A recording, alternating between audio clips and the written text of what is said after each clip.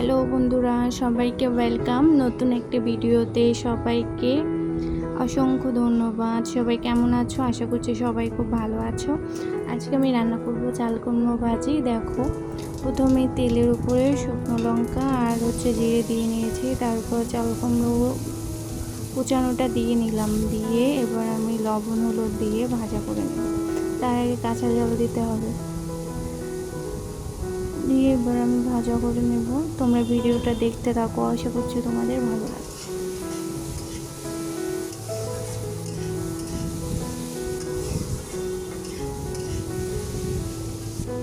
আর তোমরা কেমন করে করো সেটাও আমাকে অবশ্যই কমেন্ট করে জানাবে। দেখো, আমি হলুদটা দিয়ে নিলাম, লবণ হলুদ দিয়ে এবার ঢাকা দিয়ে দেব, তাহলে সহজে হয়ে যাবে।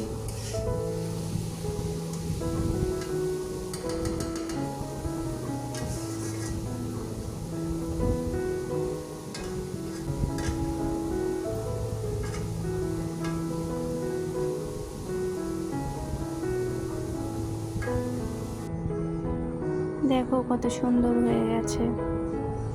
কেমন হয়েছে বলো।